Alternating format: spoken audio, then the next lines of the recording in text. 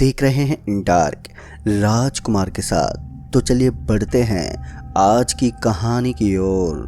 दोस्तों, भारत का एक ऐसा रेलवे स्टेशन जहां से अगर आज भी कोई देर रात गुजरा तो सुबह के वक्त उस इंसान की लाश ही मिली।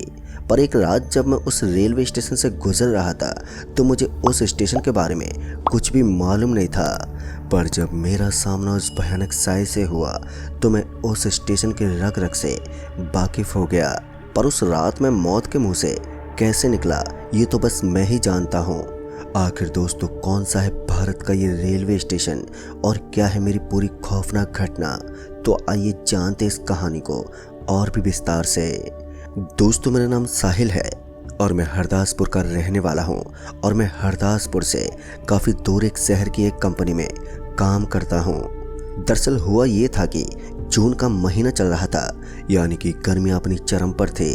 मैं उस रोज पंखे के नीचे बैठे अपने काम में बिजी था कि तभी मेरा साथी मेरे पास आया तो उसके चेहरे से साफ दिख रहा था कि ज़रूर कोई बात है जिस वजह से अरुण यानी कि मेरा साथी बहुत ही परेशान है। इससे पहले कि मैं उससे कुछ बोलता कि तभी उसने मुझे अपना फ़ोन थमा दिया और जब मैंने फ़ोन पर बात की तो मुझे पता चला कि फ़ोन पर मेरी बुआ है जो रोते बिलखते हुए बोल रही थी कि तुम्हारे फूफा जी अब इस दुनिया में नहीं रहे। दोस्तों, ये सुनते मेरे चेहरे की हवाइयाँ उड़ गई। मैंने अपना लटका हुआ मुंह जब अरुण की ओर किया तो उसने मुझे समझाते हुए छुट्टी लेने को कहा और जब मैं अपने मालिक के केबिन में पहुंचा तो मैंने सारी बात मालिक को बता दी और उसी वक्त छुट्टी लेकर मैं निकल पड़ा अपने रूम की ओर। पहले तो मैंने अपना ज़रूरी सामान पैक किया और फिर तुरंत ही निकल गया बस स्टैंड की तरफ। और जब मैं बस स्टैंड पर पहुंचा तो पता चला कि बस के आने में अभी कुछ वक्त है और जब मैंने घड़ी में समय देखा तो पता चला कि अभी दोपहर के 1:30 बज रहे हैं। तकरीबन 1 घंटे बाद बिराजनगर जाने वाली बस आई, तब जाकर मुझे थोड़ी राहत मिली और लगभग आधा घंटे के बाद बस भी पूरी तरह से भर गई और बस ने भी अब चलने का हॉर्न दे दिया। और फिर जब बस रात के ठीक 9:30 बजे बिराजनगर चौराहे पर पहुंची तो मेरे अलावा उस वीरान इलाके में कोई भी सवारी बस से नहीं उतरी, यानी कि पूरी बस के अंदर सिर्फ मैं अकेला ही यात्री था बिराजनगर के लिए। उस वीरान सुनसान इलाके में बस मुझे उतार कर वहाँ से आगे बढ़ गई। अब मुझे उस चौराहे से सिंघौली गाँव के लिए पैदल रास्ता तय करना था जो कि यहाँ से लगभग 6.5 किलोमीटर दूर था। और जब मुझे आसपास कोई नहीं दिखा तो मैंने अपने कदम आगे की ओर बढ़ा लिए और अपना बाकी का सफ़र पैदल ही तय करने लगा। पर जब मैं आगे 2 कच्चे रास्तों पर पहुंचा तो मैं इस सोच में पड़ गया कि इनमें से आखिर कौन सा रास्ता सिंघौली के लिए जाता है। दरअसल मैं काफ़ी सालों बाद अपनी बुआ के घर जा रहा था और जब से लेकर अब तक यहाँ के क्षेत्र में काफ़ी बदलाव हो गया था, जिस वजह से मुझे रास्ते का सही से याद नहीं आ रहा था। अब दोनों ही कच्चे रास्ते थे तो मैं बिना ज़्यादा सोचे समझे एक रास्ते पर चल पड़ा।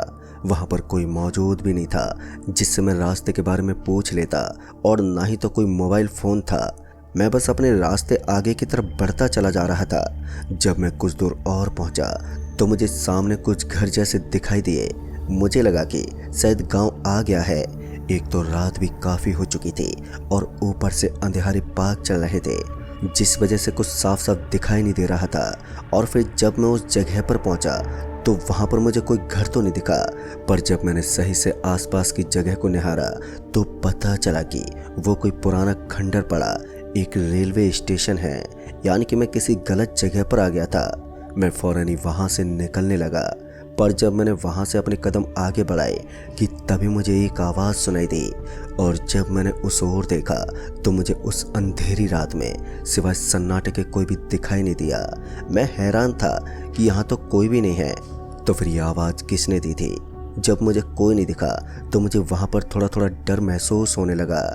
अब मैं वहाँ से जल्दी ही निकलना चाहता था, पर शायद मेरी किस्मत को कुछ और ही मंजूर था, क्योंकि जब मैंने अपने कदम आगे बढ़ाए तो मेरे बढ़ते कदम एकदम से ठिठक गए। मेरी सांसें ऊपर नीचे होने लगी।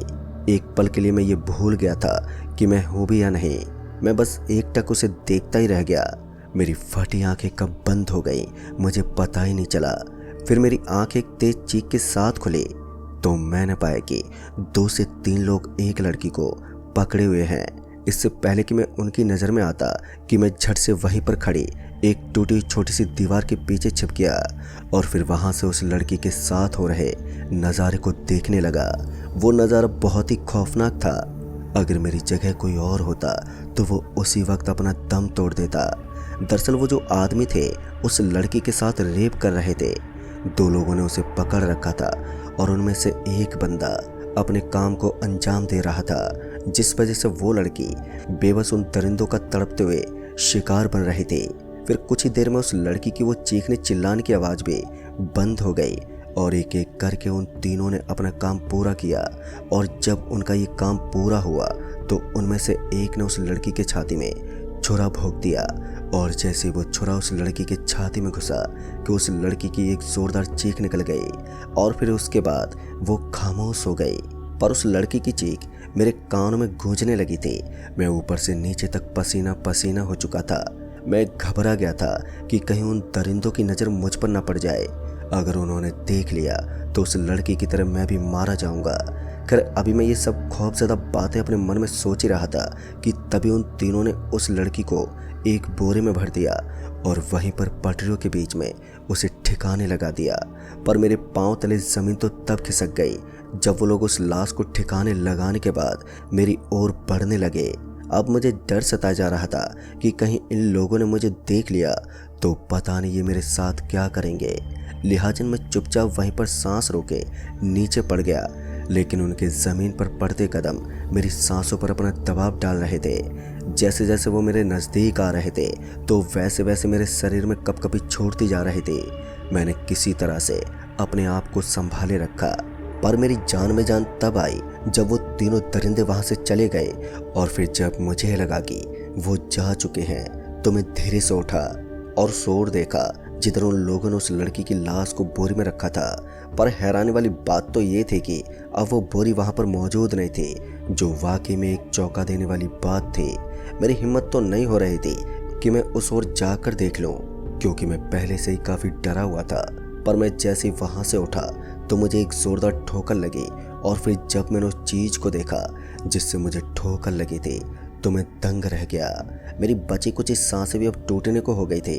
दरअसल वो चीज़ कुछ और नहीं बल्कि वही बोरी थी जिसमें उस लाश को बांधा गया था। इससे पहले मैं कुछ करता, यानी कि वहाँ से उठकर भागने की कोशिश करता, कि तभी उस बोरी में हलचल होने लगी, जिसे देखकर मैं और भी ज़्यादा खौफज़दा हो गया। मैं हड़बड़ाते उठा और सीधा वहाँ से भागा। पर जैसे मैं उस स्टेशन के बाहर निकलने वाला था कि तभी मुझे वही तीनों लोग वहाँ पर खड़े दिखाई दिए जिन्होंने उस लड़की को मारा था। यानी कि अब मैं उन सभी के जाल में फंस गया था। अभी मैं उनसे कुछ कहता कि तभी उन तीनों की शक्ल धीरे धीरे बदलने लगी थी और देखते ही देखते वो तीनों जने एक भयानक शक्ल में बदल गए। यानी कि अब वो एक शैतान का रूप ले चुके थे। उन तीनों को अपने सामने यूं खड़ा देख मैंने अपने जीने की उम्मीद तक खो दी थी। इससे पहले कि मैं वहां से भागता कि तभी उन तीनों ने मुझे एकदम से धर दबोचा, जिस वजह से मैं बुरी तरह से वहीं ज़मीन पर गिर पड़ा। इससे पहले कि मेरी सांसें रुकती कि तभी वहीं पर एक बूढ़ा व्यक्ति आ धमका, जिसे देखते ही वो तीनों ज़ोर से चिल्लाने लगे और देखते ही देखते वो एकदम से गायब हो गए। जब मैंने देखा कि अब वो शैतान गायब हो चुके हैं तब जाकर मैंने एक राहत की सांस ली। पर मुझे क्या मालूम था कि मेरी चंद चैन की सांसें कुछ ही देर में दुख का कारण बन जाएंगी। पहले तो मैंने उस बूढ़े आदमी को धन्यवाद किया और ये कहते ही मैंने उनसे वहाँ से जाने का रास्ता पूछा, पर उस आदमी ने मुझे कोई रास्ता नहीं बताया और एक धीमी आवाज़ में बोला, चुपचाप मेरे साथ मेरे पीछे पीछे आ जाओ। पहले तो मुझे डर लग रहा था कि कहीं ये आदमी भी कोई आत्मा ना हो, पर जैसे वो आदमी चलने को हुआ कि तभी जोर से रोने की आवाज़ आने लगी। उस आवाज़ की ओर गौर किया तो वो आवाज़ वहीं पास से आ रही थी। मैंने पहचान लिया था कि वो आवाज़ किसी और की नहीं बल्कि उसी लड़की की है जिसे कुछ देर पहले उन गुंडों यानी कि शैतानों ने मारा था। पहले तो मेरी हिम्मत नहीं हो रही थी कि मैं एक कदम भी आगे बढ़ाऊं, पर जैसे उस बूढ़े आदमी ने कहा, घबराओ मत, तुम्हें कुछ नहीं होगा, बस मेरे पीछे पीछे चलते रहो। लिहाजन मैंने भी उस बूढ़े आदमी की बात मान ली और उसके पीछे पीछे चल दिया। उस अंधेरी रात में पता नहीं वो आदमी मुझे कहाँ पर लेकर जा रहा था। मैं बस मन में अपना डर छुपाए उसके पीछे पीछे चलता गया। फिर कुछ देर के बाद वो आदमी एक जगह पर जाकर रुक गया। वो जगह दिखने में तो रेलवे स्टेशन की ही थी, पर बड़ी अजीब सी जगह थी। वहाँ पर मुझे उस आदमी के साथ साथ किसी और के होने का भी एहसास हो रहा था। ऐसा लग रहा था कि वहाँ पर और कोई भी है जो हमें दिखाई नहीं दे रहा है। एक अजीब सी छाया कभी मेरे बगल से गुजर जाती तो कभी हवा की तरह मेरे ऊपर से गुजर जाती। मैं सोच रहा था कि मैं किस जगह पर आकर फंस गया हूँ और अब मैं यहाँ से बाहर कैसे निकलूँ। ये सब मुझे कुछ भी समझ में नहीं आ रहा था। पहले तो उस आदमी ने मुझे कुछ देर तक तो वहीं पर चुप रहने को कहा और फिर जाकर बोला, देखो तुम यहाँ के मायाजाल में फंस चुके हो। अगर तुम यहाँ से सही सलामत बचना चाहते हो तो तुम्हें मेरा एक काम करना होगा। अगर तुमने वो काम कर दिया तो तुम बच जाओगे। पहले तो उस आदमी की बातें मेरे पल्ले नहीं पड़ी, पर जब उसने मुझे एक तरफ हाथ करके इशारा किया तो मैंने पाया कि वहाँ पर वही बोरी रखी हुई है जिसमें एक लाश थी। उस बोरी को देखते मेरे रोंगटे एक बार फिर से खड़े हो गए। मेरे अंदर पहले जैसा डर फिर से पैदा हो गया।